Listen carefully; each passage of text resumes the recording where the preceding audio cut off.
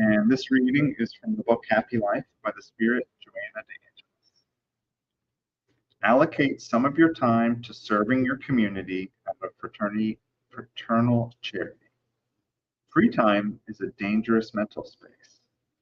Offer such time to your neighbor or to some charitable organization dedicated to rebuilding lives. Small contributions produce the miracle of grand achievement. Never excuse yourself from doing volunteer work. There is much suffering waiting for help and understanding.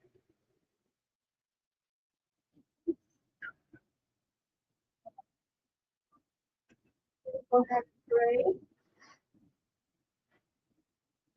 Find a comfortable position in the chair. Close your eyes if you feel safe to do so. Repeat the words of the prayer in your mind as we are connected.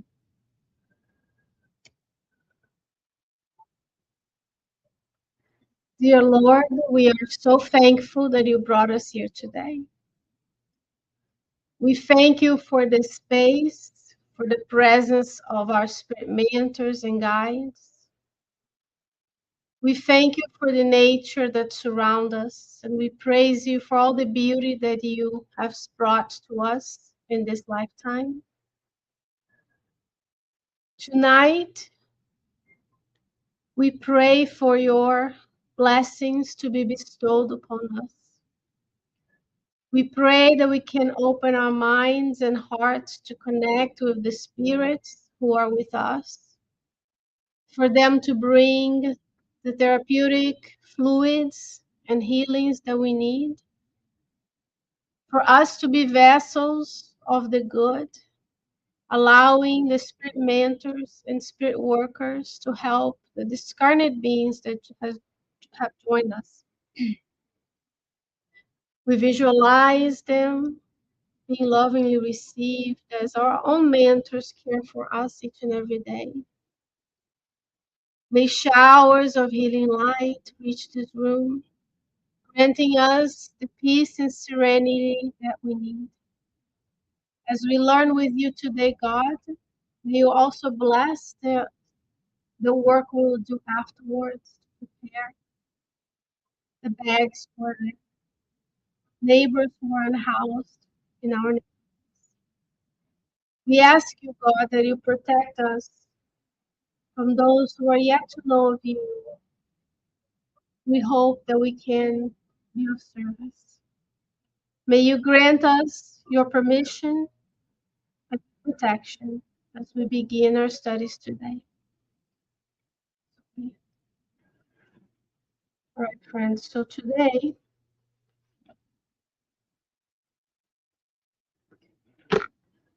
we are very blessed to be reminded by Joanna de Angelis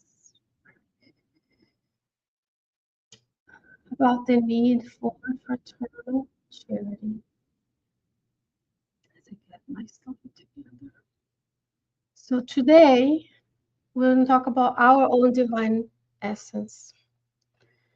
As we're going to learn not only the Spirit's book, but mainly today is the study from the book Living Spring. Every time we're together and we are with others, we want to remind ourselves we are divine. And as we talk about our divine essence, I'm going to remind you of God's attributes. We're not going to be God because God is one, separate from its creatures, which we are. So, of course, we're not going to be eternally good. We are immortal, but we are going to be better each and every day as we look for the good in ourselves and the good in others around us. The book Living Spring, as well as The Way, the Truth, and the Life, Our Daily Bread, and the one that I do the studies on YouTube, which is Words of Eternal Life, Words of Life Eternal, are all comments by Paul, by Emmanuel in different Bible verses. So the Bible verse starts this chapter, it's chapter 30 of the book, titled Educate. Starts with first letter to the Corinthians, chapter 3, verse 16 by Paul, that says, Do you not know that you are God's temple and that God's Spirit is living So even back then, 2,000 years ago, Paul remind us that we have God's essence inside of us. And he's going to dissect this verse and explain to us in language we can understand today, right? So God, I'm going to do a quick review. We have what are the elements of the universe? God, matter, and spirit. And everything that you see from matter is a derivation of what we call universal cosmic. So everything that you see, including our spiritual bodies and physical bodies, is a derivation of the universal cosmic field. So God is separate from us, but we are God-like in a sense. Because remember in the book Genesis, the tradition says that we were created at His image, right? We're created God's image. And Emmanuel reminds us here that inside each tiny seed lives the blueprint of the whole tree. And this is us. This is a metaphor for us. So inside of the tree, the seed, you have the information for all that the tree will become one day. Given the right soil and the right conditions, the seed develops into the tree that is going to be, or the bush it's going to be, whatever the plant is. Same with us. So inside of us, we have the genes, the characteristics of God, even though we may not see it this way as we have, right? Because it's we still know of our shadow nature versus the light nature of ourselves. So we want to think of these. Inside of me, I have the blueprints to be divine. You are divine, but to be a superior spirit that is in communion with God. So Emmanuel will remind us that the spirit, that's you and I, harbors the gene of divinity, the DNA of divinity.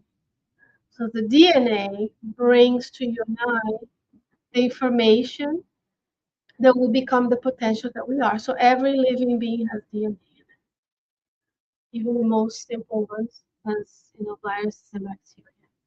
So for us, when we come together as a zygote, you have DNA from one piece, DNA from the piece, and you merge that DNA to become a zygote that will become an embryo, that will become a fetus, that will become us. And that code, genetic code, allows us to have the blueprint of what we could be. So when we reincarnate, we have the DNA we need. We'll be tall, we'll be short, we'll be smart, we'll be thin, we'll be black, white, blue, whatever it is.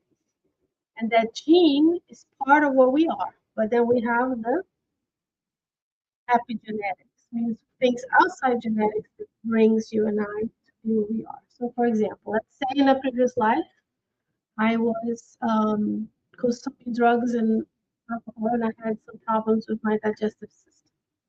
Example. Excuse me. I didn't read the last part of the piece. Let's say in a previous life, I was an alcoholic or I used drugs, and that damaged my digestive system. So in this life, I damaged back then my spiritual body. Then now I mold my physical body from. Of course, I was healed in the spiritual realm. I was prepared. I got another new body.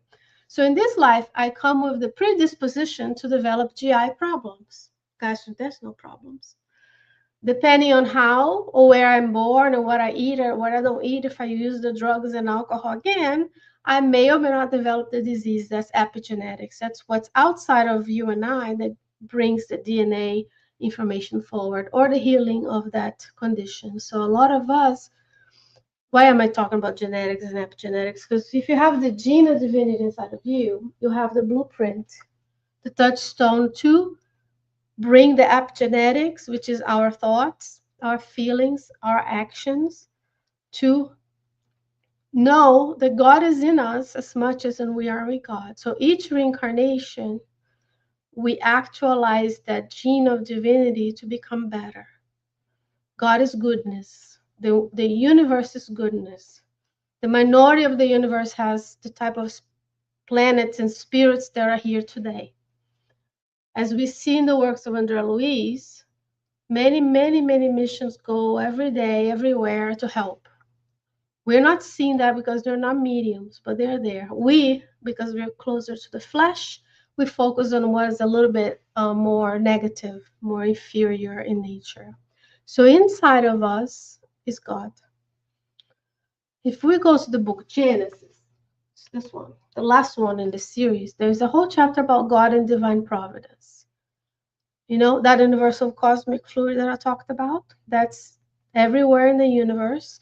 The superior spirits are using that cosmic fluid to create galaxies, to create planets, to help us develop.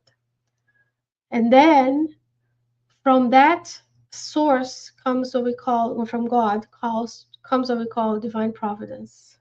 Divine providence is at the center of everything and is radiating resources.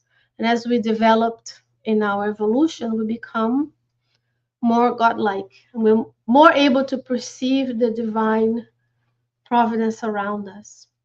So today, you know that you have spirits all around you. So now that knowledge, which we'll talk about education later, allows you to start perceiving them.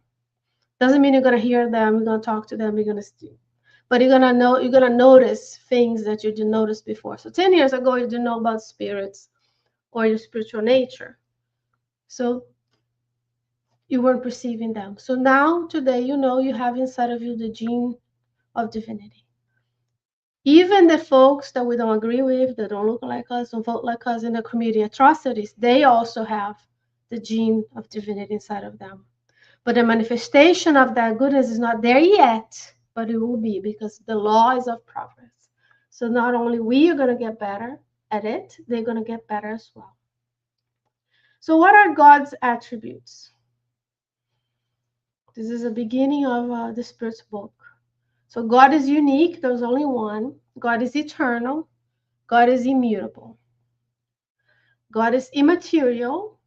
So it's not made. It's not someone sitting on a cloud doing something. God is an energy, the creative force of the universe. It's omnipotent, so God can do anything he wants, he or she wants, and supremely just and good.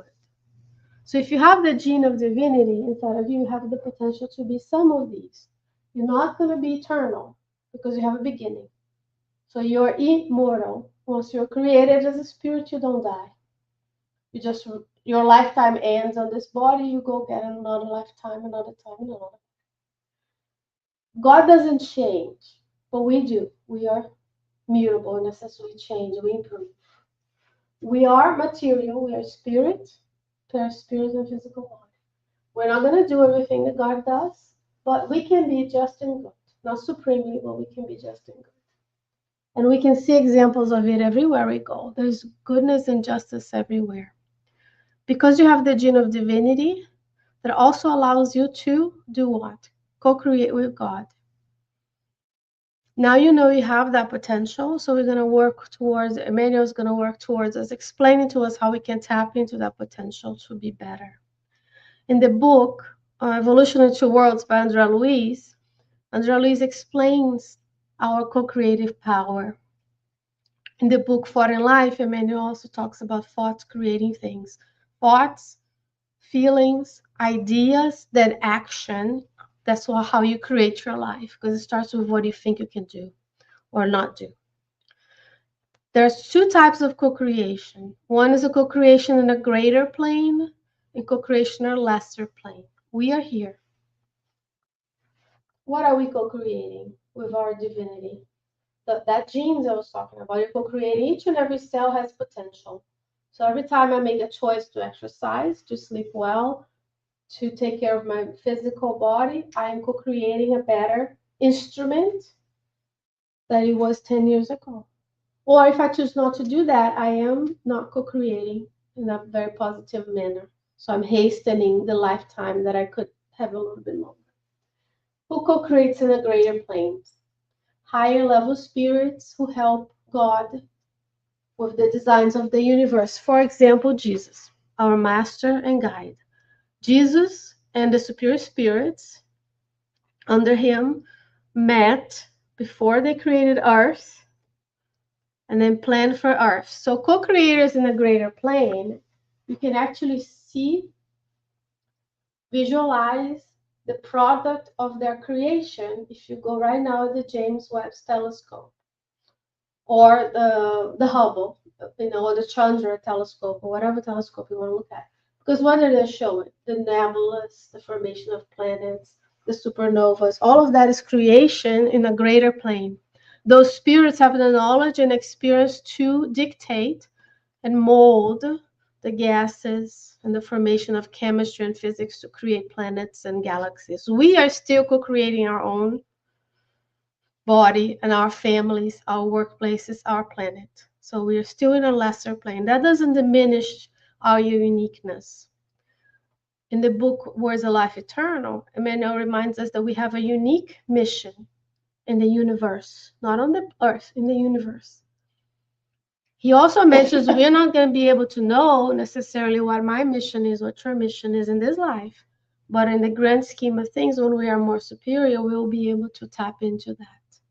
Well, how do we co-create with God in a manner that we can teach others? Why is Jesus our guide and our model? He came to show us not what it is to be in the higher spheres. He came to show us what it is to be a good human on the earth. Basic. 2,000 years ago, he came. So he's our guide because imagine if you're traveling to Europe and you hire a guide. What does the guide have to do? He has to have knowledge and has to have traveled the roads you want to go or the places you want to go. Because the guide cannot show you what they don't know. So he's guiding us because he already went through the process of evolution to be a superior spirit, a Christ spirit, and create planets and be 4.5 billion years caring for the earth, waiting for the earth to bring us, receiving us, caring for us.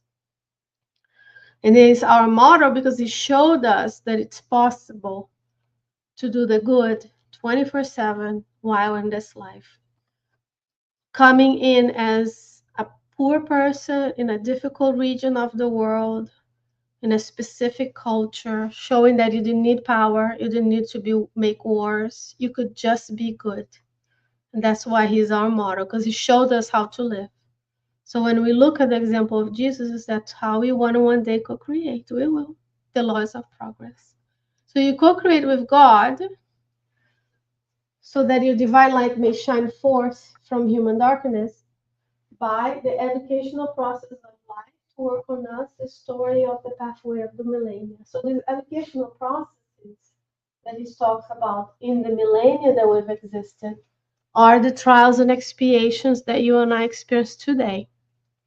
So when we think about the decades of experience we have in this life alone, all the things we had to go through, even if you have what we humans consider a good life, like if you're born into wealth and you don't have too many worries, you still had to learn to grow your microbiome when you're breastfeeding. You had to learn how to grow teeth, how to walk. You may have broken a couple of bones when you're young. You got some flu, got some disease. All of that is an educational process of life where you're rebuilding the body, you're taking care of the body and learning. But it takes education and it takes moral evolution. When we talk about being divine, we remember the hierarchy of spirits. If you go to the Spiritist book around 100, question 100 to 116, I believe, 120, let's say, make my range bigger so I don't miss it. You're going to learn that there are 3 types of spirits, and we get to know of the 2 classes. Imperfect spirits, that's what we are yet, and the good spirits. And the superior spirits, they say, you're not ready to know. Work on this first. In that a part of the book, we learn that we evolve both materially and morally. How do we evolve materially? By using our brain power, meaning learning things, building things, creating things, improving. And morally, by using our sentiments and improving our relationship with anybody, with all the other people around us. So Emmanuel tells us that only the educated mind can produce illuminated forms of thought. How do you educate your mind? You educate your mind by studying, by reading, by meditating. And only the heart, ennobled in great understanding, can pour forth sanctifying heroism. So only our hearts and our sentiments for others can pour out of us the actions that we need to succeed in this life. It takes a lot of courage to reincarnate in a planet of trials and expiations, looking around what's happening. So it takes a lot of courage, but it also we are coming on a time in the earth where we are educated. We're educating ourselves to be better. So much so that we don't do things today that we used to do many years ago. So we are improving. And then we are seeing the sentiments between all of us improve. So it says, educate, and you transform irrationality into intelligence, intelligence into humanity, humanity into angelhood. So here's our evolution as humans. Irrationality into intelligence. She's fine. Irrationality into intelligence. Remember when we were caveman-like, less rational? We go to intelligence. We still kind of here. There's a lot of us still in the rationality moment, unfortunately. I'm trying to be positive, but we have to be realistic. Intelligence into humanity, and then humanity into angelhood, which is the final step. Once we become superior spirit, you get a little name tag that says internship. The moment we go to superior spirit, we learn the spiritual book. We don't just sit in the clouds of the harps and the grapes. We just go and work. And it actually starts with the law of work. You know, the law is not of rest, the law is of work. Rest is accounted for in the law of work, but it's the law of work. Even the spirits in outposts are working. The spirits in the emergency rescue missions are working, even at our level. So one day, everybody that we love and the ones we're yet to love will become angels. It takes millions and millions of years, or it may take a few 100,000. It's up to you and I to use those genes that are inside of us, right? And then Emmanuel, this is not Emmanuel, but this is the divine laws. We're going to talk about the divine laws next week.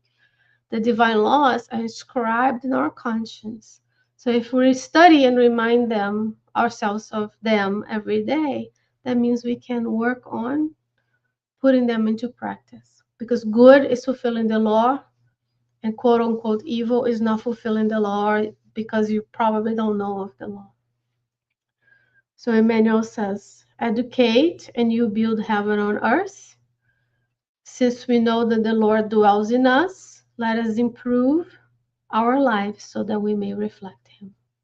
So let's think a little bit for on ourselves. We don't need to share, just inner thought.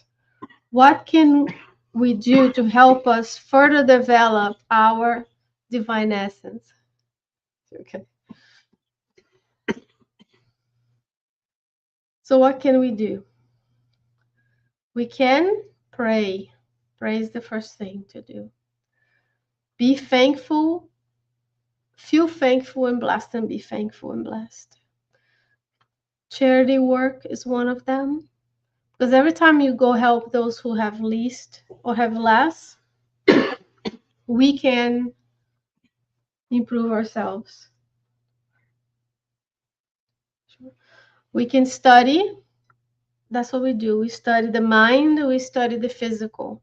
So whatever we do as in this life as our professions, for example, is improving our divine essence. Because think about this, Jesus made the earth. In order for you to create a planet, what kind of subjects do you have to know? All of them. Geology, magnetism, light properties, chemistry, physics, biology, anything, because you cannot create something. And you have to have the vision, the long-term vision that we may not have, because Jesus, when he created the planet, had to wait for it to take its course to consolidate into the blue sphere we have today. And then over time, that blue sphere has changed to allow life, simple life, and then more complex life. And then only at the end of the pathway that we have us, right? So it took a long time, to probably over 4.3 billion years for us to get here. Don't quote me on that because I'm not a geologist. Good nutrition help us to develop our divine essence by doing what? By allowing us to have even more time and more healthy time, more capable time in this life. We always recommend that we work with our psychologists, social workers, counselors to understand ourselves, self-knowledge question 119. And we use medicine. We believe in science and we use medicine to its potential because God is allowing us to be in a country that has, with all its defect, excellent health care. So we use it when we need. We don't say, I'm going to cure myself with, no, you're going to pray, you're going to receive passes, you're going to go do healing prayers, circles, or whatever. But you're also going to take the antibiotic. You're also going to go to the ER if you need. You're also going to get to the physician. Because you have to take care of the physical. We are physical and we are spirit. But coming back to harboring the gene of divinity, let's think about this. Do we feel divine? It's unlikely, just because we're so immersed in the things of this earth. But I want you to think about, you are good. You are well loved and cared for. God is sending all the spirits. Each one of us has a spirit mentor. That's blessing 24/7. And then our households are blessed. We have place to be. God is in us. So next time we feel the need to ask God if He's listening.